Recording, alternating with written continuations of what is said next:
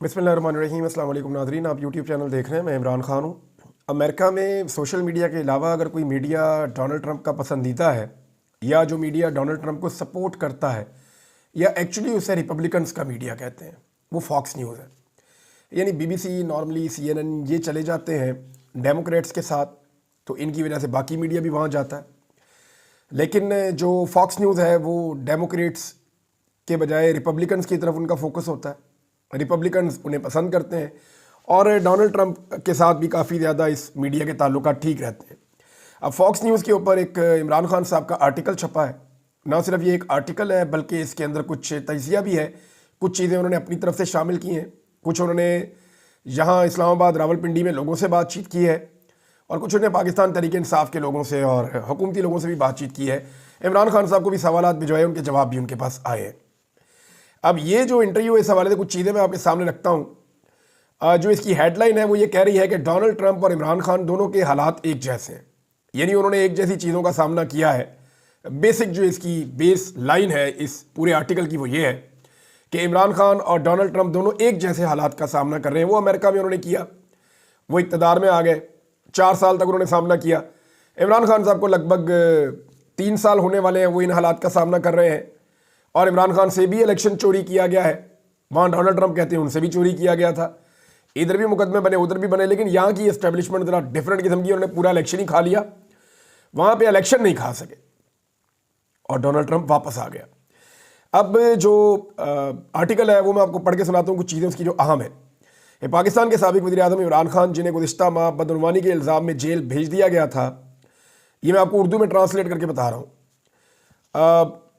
उनके हामियों की जानिब से सदर ट्रंप के साथ इमरान खान साहब का मुवाजना किया जाता है और ये कहते हैं कि पाकिस्तानी हुकाम ने इमरान खान साहब के ऊपर जुल्म किया है। इस्टेब्लिशमेंट या हुकाम, आप उसका कोई भी तर्जुमा कर लें। अच्छा, बहुत से लोगों ने इस सूरत हाल को डोनाल्ड ट्रंप के साथ जोड़ा है और इंतहाई मकबूल साबिक वज़ीर-ए-आज़म को जेल में डालने का इल्ज़ाम हुकूमत पर लगाया। और इस वक्त जो खान साहब की हालत है, जो सूरत हाल से वो गुजर रहे हैं, वहाँ पे ट्रंप गुजर रहे थे। उन्होंने कहा जी, जो ट्रंप के मुशीर रिचर्ड ग्रैनल ने भी इस सारी सूरत हाल को उजागर किया और गुज़िश्ता साल के आखिर में उन्होंने सोशल मीडिया पर ट्वीट भी किया कि इमरान खान साहब को आज़ाद किया जाए। अब उन्होंने आगे केस का जिक्र किया कि इमरान खान साहब को और उनकी अहलिया को हाल ही में 14 साल और 7 साल की कैद सुनाई गई है। अल-कादर ट्रस्ट के ज़रिए से रिश्वत का इल्ज़ाम लगाया गया उनके ऊपर और ये कहा गया खान साहब हुकूमत में थे तब ये कायम हुआ था। और इमरान खान ने कहा लेकिन कि मैं मासूम हूँ इस केस के अंदर, और ख़ुसूसी जो तौर पे इमरान खान साहब के हवाले से जो इन्फॉर्मेशन, जो सवालात गए, फिर उसके जवाब में जो जवाब है वो उसका हवाला देते हुए बता रहे हैं कि इमरान खान साहब ने इसको विच हंटिंग करार दिया है। और उन्होंने कहा ये उन 100 से ज़्यादा मुकदमात में से एक मुकदमा है जो मेरे ऊपर बनाए गए हैं। लगभग 250 मुकदमात का इमरान खान साहब जिक्र करते हैं उन पर बनाए गए। तो उन्होंने कहा ये एक मुकदमा नहीं है, आप इसके पीछे किधर पड़ गए हैं, मेरे ऊपर तो कोई 250 मुकदमा और भी है। तो ये सैकड़ों में से एक मुकदमा है, कोई फ़र्क नहीं पड़ता और ये विच हंटिंग हो रही है मेरे खिलाफ। इस पे अलीमा खान साहब का एक इंटरव्यू वहाँ लगा हुआ है, वहाँ पे अता तारड़ का भी लगा हुआ है, वहाँ पे जो है वो जो फैसल चौधरी साहब हैं उनके हवाले से भी उनका भी इंटरव्यू लगा हुआ है कि ये तो झूठा केस है। अब साथ में ये भी बता रहे हैं कि ये जो अमेरिका में और पाकिस्तान में, वहाँ की एस्टेब्लिशमेंट और यहाँ की एस्टेब्लिशमेंट के साथ जो इमरान खान का और डोनाल्ड ट्रंप का तजुर्बा है ना, वो एक जैसा है, उसमें मुवासलत है, ये आर्टिकल बता रहा है। और इन दोनों की कहानियाँ एक दूसरे की अक्कासी करती हैं, ऐसे लगता है कि मिरर है, शीशे हैं और एक दूसरे के आगे पीछे की तरह चल रही हैं। आर्टिकल में लिखा है कि एक तरफ डोनाल्ड ट्रंप एक पॉलिसी लेकर आया, मेक अमेरिका ग्रेट अगेन, जबकि यहाँ पाकिस्तान तहरीक इंसाफ का इमरान खान लेकर आया नया पाकिस्तान, अपना विजन। और दोनों तरफ लोगों ने को मुतहर्रिक किया इन्होंने बहुत ज़्यादा। और दोनों में एक और चीज़ कॉमन जो ये आर्टिकल लिख रहा है वो ये लिख रहा है कि डोनाल्ड ट्रंप और इमरान में एक और चीज़ कॉमन ये है कि इन्होंने जो सियासी अशराफिया है उसको टारगेट किया और उसको तकरीबन ख़त्म किया। और दूसरी तरफ उन्होंने तवज्जो दी जो एक एवरेज दर्जे का आम आदमी है पाकिस्तान का, इमरान खान ने यहाँ उसको तवज्जो दी और डोनाल्ड ट्रंप ने भी वहाँ पे आम आदमी को मुतासर किया और जो एक पॉलिटिकल अशराफिया है उसके लिए रास्ता उन्होंने रोका डोनाल्ड ट्रंप ने। इमरान खान ने भी यहाँ पे यही किया। फिर ये आगे तजिया लेते हुए लिख रहे हैं, मुख्तलिफ जगहों से इन्होंने इंटरव्यूज़ भी लिए और اس میں یہ بتا رہے ہیں کہ عمران خان تمام نسلی گروہوں اور مذہبی فرقوں کے بہت سارے جتنے بھی الگ الگ ہجوم ہے یا جتنے بھی گروہ بندی ہے یا فرقہ بندی ہے، چاہے وہ مذہبی گروہ ہیں چاہے وہ طبقات ہیں، وہ کہہ رہے ہیں جی ہم نے دیکھا کہ عمران خان سے زیادہ ہجوم کسی کے ساتھ نہیں ہے، ہم نے کبھی کوئی ایسا لیڈر نہیں دیکھا جس کی اتنی نچلی سطح تک حمایت ہو، یعنی وہ اتنی جڑیں اس کی گہری ہو گئی ہیں عوام کے اندر کہ ہر طرف اس کی جڑیں، عام آدمی چاہے وہ ایک دکاندار ہے، چاہے وہ ایک تاجر ہے، چاہے وہ ایک مزدور ہے، چاہے وہ ایک کسان ہے، وہ عمران خان کے ساتھ جڑ گیا ہے پاکستان میں، اور یہ ایسا پہلی دفعہ ہو رہا ہے۔ یہ بھی وہاں پہ کلیم آرٹیکل کے اندر آیا، اور یہی اس کی خوبصورتی ہے، اور ساتھ اس امید کا بھی اظہار کیا گیا ہے کہ عمران خان اقتدار میں واپس آئے گا تو ملک کو بہتر بنا دے گا۔ اچھا، پاکستان کی ہنگامہ خیز سیاست میں بعض تجزیہ کاروں نے یہ دیکھا کہ نارملی پاکستان میں جو حکمرانی کی کنجی ہوتی ہے وہ اللہ، فوج اور امریکہ کے پاس، وہ ٹرپل اے کہتے تھے نا، اللہ، آرمی اینڈ امریکہ، تو یہ جو چابی ہے اقتدار کی، یہ یہاں پہ ہوتی ہے پاکستان کے اندر نارملی۔ تو ٹرمپ کے دفتر میں واپس آنے کے بعد پاکستان کے اندر یہ امید پیدا ہو چکی ہے کہ اب عمران خان صاحب کی رہائی پر مجبور ہو جائے گی پاکستان کی اسٹیبلشمنٹ۔ ٹرمپ اور عمران خان کے درمیان دوستانہ تعلقات ہیں۔ ٹرمپ نے ڈیوس میں 2020 کے ایک فورم میں عمران خان کو کہا کہ یہ میرا بہت اچھا دوست ہے، اور اس کے بعد انہوں نے کہا ان دونوں کی پہلی ملاقات جولائی 2019 میں واشنگٹن میں ہوئی تھی، جسے اس وقت امریکہ اور پاکستان کے تعلقات کی بحالی سمجھا جا رہا تھا۔ پھر اس کے بعد انہوں نے کہا جی کہ ٹرمپ کے جیتنے کے بعد بھی رچرڈ گرینل نے ایکس کے اوپر لکھا واچ پاکستان، اور ساتھ یہ بھی انہوں نے لکھا کہ بالکل جیسے ڈونلڈ ٹرمپ کے ساتھ ہوا، ٹرمپ جیسا لیڈر جھوٹے الزامات کے تحت وہاں پہ بھی جیل میں ہے۔ اب لوگ جو ہیں وہ امریکہ میں آنے والی تبدیلی کے بعد زور دے رہے ہیں کہ باقی دنیا کے اندر بھی سیاسی مقدمات اور مداخلتیں جو ہیں ان کو بند کیا جائے۔ عمران خان صاحب کے حوالے سے کچھ سٹیٹمنٹس ہیں، کیونکہ یہ میں اسی لیے اس کو کہہ رہا تھا کہ عمران خان نے ایک انٹرویو دیا ہے، تو اس میں جو عمران خان والا حصہ ہے وہ میں آپ کے سامنے رکھتا ہوں۔ وہ تو ویسے آرٹیکل بہت لمبا ہے، لیکن اس کا ایک حصہ میں آپ کے سامنے رکھ دیتا ہوں۔ عمران خان نے کہا کہ میری خواہش ہے، اور میں یہ نتیجہ اخذ کر چکا ہوں، کہ ہمیں لوگوں سے مدد لینے اور قرض وغیرہ مانگنے کے بجائے خود کفالت پہ توجہ کرنی ہوگی مرکوز، اور پائیدار معاشی ترقی استوار کرنے کے لیے اپنی پاکستان کی جو صلاحیتیں ہیں ان سے فائدہ اٹھانا پڑے گا۔ ہمارے پاس 25 کروڑ کی آبادی ہے، اور یہ ایک بہت بڑی اسٹرینتھ ہے ہماری۔ پھر انہوں نے کہا کہ جو چیزیں ہمارے پاس بہتر ہیں ان چیزوں کو ہم عالمی سطح پہ اجاگر کر سکتے ہیں، سامنے لا سکتے ہیں، نئے مواقع پیدا کر سکتے ہیں، وسائل پیدا کر سکتے ہیں، تجارت کو بڑھا سکتے ہیں، سرمایہ کاری کے لیے ہمارے پاس بہت کچھ ہے، افرادی قوت ہمارے پاس بہت زبردست ہے، اور ہمارے یہاں پہ معدنیات ہیں، بہت سارے وسائل ہیں۔ تو عمران خان صاحب نے کہا کہ ہم بین الاقوامی جتنے بھی شراکت دار ہیں ان کو اور اپنے لوکل لوگوں کو یکساں فائدہ پہنچا سکتے ہیں پالیسیز کو بہتر کرتے ہوئے۔ تو مانگنے سے تو قوم نہیں بنے گی، یہ عمران خان صاحب پہلے بھی کہتے رہے کہ اس وقت میری قوم کے ساتھ کیا ہو رہا ہے، اور اس کے لیے وہ ذمہ دار ان قوتوں کو سمجھتے ہیں جو یہ کر رہی ہیں۔ پھر عمران خان صاحب نے کہا مجھے پختہ یقین ہے کہ سچائی اور انصاف، اور جب تک میری سانس ہے میں اس مقصد کے لیے اور عوام کی خواہشات کی عکاسی کرنے والے پاکستان کے لیے لڑتا رہوں گا، یعنی میں بہتر پاکستان کے لیے جہاں پہ لوگوں کی بات مانی جائے اس پاکستان کے لیے میں لڑتا رہوں گا، عمران خان صاحب نے کہا۔ اچھا، ایک چیز میں آپ کو، کیونکہ یہ امریکہ سے آرٹیکل ہے، اس کا امپیکٹ ہوگا ریپبلکنس کے اوپر، اور کیونکہ ڈونلڈ ٹرمپ کا ہی یہ سمجھا جاتا ہے کہ ان کا پسندیدہ میڈیا ہے، تو مے بی اس کے آرٹیکل کا امپیکٹ ہو امریکہ میں، پہلے تو ہوتا رہا ہے، بہرحال باقی بعد میں دیکھتے ہیں۔ اب یہاں میں آپ کے ساتھ ایک خبر اور شیئر کرنا چاہتا ہوں۔ یہ سینئر صحافی جنید سلیم صاحب نے یہ خبر دی ہے۔ ان کا یہ کہنا ہے کہ نقوی صاحب چاہتے تھے، یہ جو محسن نقوی صاحب گئے امریکہ میں، کہ اگر وہ ملاقات ہو جائے تو مجھے بہت بڑی فیس سیونگ مل جائے گی، یعنی وہ وہاں پہ ریپبلکنس کی جو گورنمنٹ ہے، ٹرمپ انتظامیہ سے وہ ملنا چاہتے تھے، لیکن جس دن ملاقات ہونا تھی اس دن یہ شرط رکھ دی گئی امریکہ کی جانب سے کہ عام شخصیت سے ملاقات تو ہو جائے گی، لیکن عمران خان کی رہائی کی تاریخ دینے کی انہوں نے شرط رکھ دی کہ جناب آپ ملاقات آپ کی کروا دیتے ہیں، ڈونلڈ ٹرمپ کی جو انتظامیہ اس کے ساتھ کسی اہم وزیر سے یا کسی ڈونلڈ ٹرمپ کے قریبی ساتھی سے ملاقات کروا دیتے ہیں، لیکن اگر آپ نے یہ ملاقات کرنی ہے تو پھر آپ کو ڈیٹ دینی پڑے گی کہ کس تاریخ کو آپ عمران خان صاحب کی رہائی کریں گے۔ تو اس کے بعد وہ جو ہے چراغوں میں روشنی نہ رہی، اور پھر تلوں میں تیل نہ رہا، اور پھر وہ ملاقات نہیں ہوئی. کیونکہ ابھی ہم پاکستان سے باہر بات کر رہے ہیں تو شہباز گل صاحب پہنچے تھے جرمنی, وہاں پہ ان کے ساتھ ایک ایشو بھی ہو گیا تھا, پھر وہ اٹلی چلے گئے, اور اٹلی میں جو اوورسیز پاکستانی ہیں انہوں نے بہت بڑا پاور شو کیا. یعنی اٹلی حیران کن طور پہ اور حیرت انگیز طور پہ بہت بڑے بڑے اکٹھ کر رہا ہے. یعنی ہم نے ایسا لندن میں ہم نے دیکھا 10 ڈاؤننگ اسٹریٹ میں بہت بڑا احتجاج کیا گیا اوورسیز پاکستانیوں کی جانب سے نومبر میں, بڑا تگڑا احتجاج تھا. عمران خان صاحب کے بدترین مخالفین جو ہیں, ایسا میڈیا جو زیادہ عمران خان صاحب کا پسند کرنے والا نہیں ہے, وہ مخالفت کرتے ہیں عمران خان صاحب کی, وہ بھی یہ کہتے رہے کہ جی واقعی پاکستان تحریک انصاف نے تاریخ بنائی ہے 10 ڈاؤننگ اسٹریٹ والے احتجاج میں. یہ وہاں پہ ایون جو نواز شریف صاحب کا حمایتی میڈیا وہ بھی یہ کہہ رہا تھا.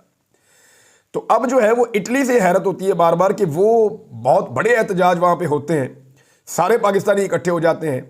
وہاں پہ انہوں نے بڑی جہتی شو کی ہے. اور ایک چیز اور ہے, دیکھیں جب اٹلی کے اندر اتنے بڑے مظاہرے ہوتے ہیں نا تو وہاں کی گورنمنٹ بھی متحرک ہوتی ہے. پچھلی مرتبہ شہباز گل جب گئے تھے تو وہاں کی گورنمنٹ نے ان کے ساتھ بات بھی کی تھی اور ان کے ساتھ انگیجمنٹ بھی کی تھی, اور انہوں نے کہا تھا کہ یہ کیا یہ چیزیں آپ ہمیں بتائیں, اتنی بڑے پیمانے پہ لوگ کیوں باہر نکل رہے ہیں. تو انہوں نے کچھ ان کو گائیڈنس دی بھی تھی, اور ابھی اس کے اوپر فردر کچھ چیزیں اور ہونے والی ہیں. آنے والے دنوں میں آپ یورپ سے, امریکہ سے اور برطانیہ سے نئی ڈیولپمنٹس دیکھیں گے جو میں نے آپ کو پہلے بتائی ہوئی ہیں, اور آنے والے دنوں میں یہ چیزیں تیز ہو جائیں گی. بہرحال بڑا شو تھا اٹلی کے اندر پاکستانیوں کا. تو اگر اتفاق اور اتحاد پاکستان میں ہوا نا تو پاکستان میں 8 فروری کو نئی تاریخ لکھی جا سکتی ہے. جنید اکبر صاحب دڑا دڑ ملاقاتیں کر رہے ہیں, خیبر پختونخوا کے ہر علاقے کو وزٹ کر رہے ہیں, ایم این ایز کو مل رہے ہیں, جو مضبوط رہنما ہیں مختلف اضلاع کے اندر ہیں, جو عہدیدار ہیں ان سے مل رہے ہیں. بلکہ انہوں نے کہا کہ اگر کسی نے جو ہے وہ صرف سوشل میڈیا کی پوسٹیں ڈالنی ہے تو عہدے چھوڑ دیں, آپ نے اگر عہدوں کے اوپر رہنا ہے تو پھر آپ کو کام کرنا پڑے گا. ایسا لگتا ہے واقعی کوئی آدمی اتھارٹی کے ساتھ عہدے کے اوپر آیا ہے. یعنی وہ صاف بات کرتا ہے, بڑی کلیئر بات کرتا ہے. مجھے ایسا لگا جیسے کہ عمران خان صاحب کی تربیت جو ہے وہ جنید اکبر صاحب میں بولتی ہے. یعنی کبھی کبھی ایسا لگتا ہے ان کے جملے پڑھ کے, یعنی میں نے ایک خبر میں ویسے ہی آپ کو بتا دیتا ہوں کہ میرے سامنے وہ پورا ایک تحریر آئی, میں وہ پڑھ رہا تھا تو مجھے ایسا 2-3 دفعہ فیل ہوا کہ جیسے یہ اتنی اتھارٹی کے ساتھ تو عمران خان بات کرتا ہے, یا یہ انداز ان کے بات کرنے کا. کیونکہ ایک آدمی نے بڑا لمبا عرصہ عمران خان کے ساتھ سیاست کی ہے تو ان کا انداز سیاست بھی عمران خان کی طرح ہی ہے. بہرحال جنید اکبر صاحب جو ہیں وہ پورا زور لگا رہے ہیں, دیکھتے ہیں وہ کیسا ڈیلیور کر پاتے ہیں. 8 فروری کو اسپیشلی سب کی نظریں جو ہیں وہ لاہور والے جلسے پہ ہوں گی, اور خیبر پختونخوا میں جو بڑا پروگرام ہے سوابی والا, اس کے اوپر بھی سب کی نظریں ہوں گی. تو دیکھتے ہیں اس دن کیا ہوگا. ایک چیز اور ہے ناظرین, جو جج صاحب لائے گئے ہیں 15ویں نمبر والے جج صاحب, انہیں لاہور ہائی کورٹ سے پہنچایا گیا اسلام آباد ہائی کورٹ میں. اب اسلام آباد ہائی کورٹ بھی فتح ہو رہا ہے, لیکن اب پہلے سب سے پارلیمنٹ فتح ہوئی جعلی فارم 47 پہ. اور یہ اتنے بیوقوف ہیں, نکمے سیاستدان ہیں, صرف ایک حکومت کے لیے انہوں نے اپنی پوری پارلیمنٹ, اپنی ساری طاقت, اپنی ساری سینٹ, اپنی ساری قوت جو ان کے پاس ہے یہ انہوں نے اسٹیبلشمنٹ کے آگے ان کے پیروں میں رکھ دی, گروی رکھ دی اور خود پالش پکڑ دی. اور کیا فرق پڑ جاتا ہے عمران خان حکومت کر لیتا, کیا فرق پڑ جاتا کہ عوام کی حکومت آ جاتی. کم سے کم آپ لوگوں کے پاس اقتدار تو ہوتا, کم سے کم آپ لوگوں کے پاس یہ تو ہوتا کہ عزت بچ جاتی. ساری کی ساری پارلیمنٹ ہی بے توقیر کر دی, جوتوں کے اوپر رکھ دی پارلیمنٹ اٹھا کے. تو ایک تو یہ پہلے پارلیمنٹ, اور اس کے بعد پھر آپ نے دیکھا کہ اگلا اٹیک جو ہے وہ عدلیہ پہ, اور اب آزادی اظہار رائے پہ. تو سب کچھ پاکستان میں ایک ایک کر کے فتح ہو رہا ہے. اب اس میں یہ جو جج صاحب والا معاملہ ہے یہ میں آپ کے سامنے رکھ دیتا ہوں. اس میں ایک ٹویٹ کیا ہے امیر عباس صاحب نے, ایک ٹویٹ کیا ہے, اور وہ یہ کہتے ہیں یہ وہ ہیرا جج ہے جس نے اپریل 2021 میں شہباز شریف صاحب کو عدالتی اصول پامال کرتے ہوئے یک طرفہ طور پر ضمانت دی. شہباز شریف کو فائدہ دیا ہوا نا اس جج نے. اور ہیرا جج انہوں نے کہا ڈوگر صاحب کو, جن کو لایا گیا, اب ڈوگر کورٹ بنے گی وہاں پہ بھی, ڈوگر صاحب کو چیف جسٹس بنایا جائے گا, سب کو نظر آ رہا ہے. تو انہوں نے کہا شہباز شریف کو انہوں نے فائدہ دیا تھا, ضمانت دی تھی, کیونکہ ان کے ساتھی جج جسٹس اسجد گھرال, انہوں نے ثبوتوں کی بنیاد پر ضمانت کی واشگاف الفاظ میں مخالفت کی تھی. لیکن پھر ہوا وہی جو اسٹیبلشمنٹ چاہتی ہے. بہرحال اس میں ایک چیز اور ہے, وہ بھی میں آپ کے ساتھ شیئر کر دیتا ہوں کہ 3 سینئر ترین ججز جو ہیں وہ اس وقت بے یار و مددگار ہو گئے. جو ایکچول 3 سینئر ترین ججز ہیں نا اسلام آباد ہائی کورٹ کے, وہ تینوں بیچارے بے یار و مددگار ہو گئے. اس میں جسٹس محسن اختر کیانی صاحب ہیں, باقی جج صاحبان ہیں 2 اور. اب اس میں ڈان کے اندر ایک ایڈیٹوریل اس پہ چھپا ہے, انہوں نے کہا سوچیں کہ 3 سینئر ترین ججز بے یار و مددگار ہیں تو عام شہری کا کیا حال ہوگا, عام پاکستانی انصاف کے لیے کس طرف رجوع کریں گے, جب یہ بات روز بروز واضح ہوتے جا رہی ہے کہ جنہیں انصاف قائم کرنا چاہیے وہ خود بھی انصاف سے محروم ہے۔ یہ ہے جناب اس وقت پاکستان میں صورتحال۔ اور قانون کی حالت پتہ کیا ہے؟ ذرا یہ ایک اور چیز ہے، میں آپ کے سامنے رکھتا ہوں، آپ کو سننے کے بعد جو ہے بڑی عجیب سی حیرت ہوگی کہ یہ کیا ہو رہا ہے، غصہ بھی آئے گا آپ کو۔ یہ ایک ایس ایچ او ہے، اور یہ اسلام آباد کا ایس ایچ او ہے۔ اس نے بڑے لوگوں کے ساتھ بدتمیزی کی ہے، بڑے سینئر سٹیزنز کے ساتھ، خواتین کے ساتھ اس نے ماضی میں بدتمیزی کی ہے۔ یہ اشفاق وڑائچ اس کا نام ہے، یہ ایس ایچ او تھانہ سیکریٹریٹ اسلام آباد ہے، اور اس نے مسجد میں جا کے اعلان کیا۔ ذرا اعلان دیکھیں آپ، اعلان کر رہا ہے کہ اگر کسی کا بچہ پتنگ بازی کرتا ہوا پکڑا گیا تو اس کے باپ پر پرچہ دوں گا، سڑک کے درمیان میں کھڑا کر کے جوتے ماروں گا۔ یہ کون سی سزا ہے؟ یہ کس عدالت نے دی ہے کہ ایک بچہ پتنگ اڑا رہا ہے؟ قانونی کارروائی قانون کے مطابق ہوتی ہے نا۔ سڑک پہ لا کر جوتے مارنے کا اس کو اختیار کس نے دیا ہے؟ اور اس کا گھر بھی گراؤں گا، مسمار کر دوں گا، کان کھول کر سن لیں۔ یہ جناب ایس ایچ او دھمکی دے رہا ہے۔ ذرا اس کو سمجھیں آپ، یہ کیوں کر رہا ہے؟ اس نے دیکھا ایس ایچ او نے لوگوں کے گھر ٹوٹتے ہوئے، لوگوں کا فرنیچر ٹوٹتے ہوئے، لوگوں کی گاڑیاں ٹوٹتے ہوئے، اس نے دیکھا ہے یہ لوگ استعمال ہوئے ہیں۔ میں اسی لیے اتنے لمبے عرصے سے کہہ رہا ہوں کہ جب اسٹیبلشمنٹ اپنے مقاصد کے حصول کے لیے پولیس کو اور اداروں کو اندھا دھند استعمال کرتی ہے سیاسی جماعتوں کو کچلنے کے لیے، تو پھر وہ بدماش بن جاتے ہیں، پھر ان کا طرز عمل ہی وہ بن جاتا ہے۔ اب یہ لوگ بدماش بن گئے، ان کو سمجھ نہیں آ رہی، اتنی طاقت مل گئی ہے کہ باپ کو جوتے ماروں گا سڑک کے بیچ میں کھڑا کر کے، اور گھر کو توڑ دوں گا، گھر مسمار کر دوں گا۔ یہ دھمکی لگائی ہے، اور یہ تربیت ہے جو اس وقت کا وزیر داخلہ محسن نقوی اسلام آباد پولیس کی کر رہا ہے۔ اور مجھے حیرت ہوئی ہے علی ناصر رضوی پر۔ یہ اچھا خاصا آدمی ہوتا تھا، ابھی اسلام آباد پولیس کا آئی جی ہے۔ تو علی ناصر رضوی کو یہ بات سوچنی چاہیے کہ یہ جو ہو رہا ہے، کیا یہ لا اینڈ آرڈر مینٹین ہو رہا ہے؟ ویسے تو خود بھی انہوں نے بہت عجیب عجیب باتیں کی ہوئی ہیں، لیکن انتہائی افسوسناک۔ ناظرین، پچھلے ویلاگ میں میں نے آپ کو ایک بات بتائی تھی، میں نے آپ سے کہا تھا کہ عمران خان آخری سٹیج تک پہنچ چکا ہے۔ یعنی جو طاقت کے اس وقت مراکز ہیں وہ دو ہی ہیں، ایک پاکستان کی اسٹیبلشمنٹ اور دوسرا عمران خان۔ یعنی یہ عدنان عادل صاحب ہیں، سینئر جرنلسٹ، انہوں نے تو بات ہی ختم کر دی ایک جملے میں کہ پاکستان میں طاقت کے دو بڑے مراکز ہیں، ریاستی ادارے اور عمران خان، باقی سیاسی جماعتیں اور یہ سارے کچھ بھی نہیں بیچتے۔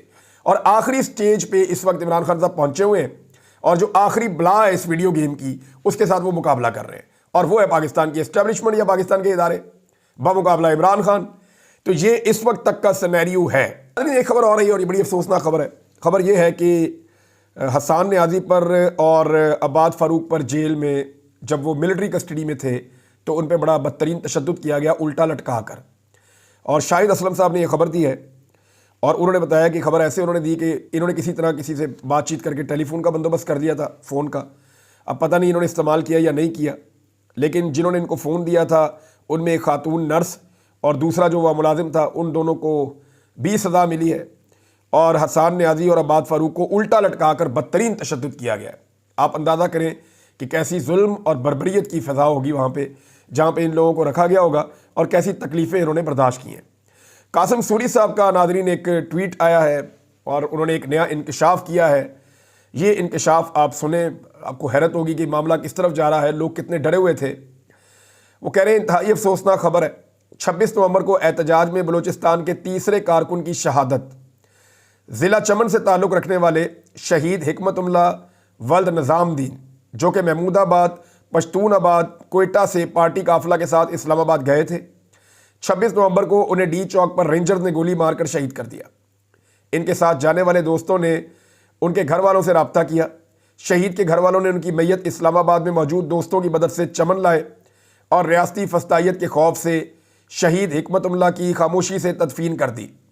ان کے بھائی رحمت اللہ نے بتایا کہ انہیں پیسوں کے لالچ ہے، اور نہ ہی ان کے پاس کسی چیز کی کمی ہے۔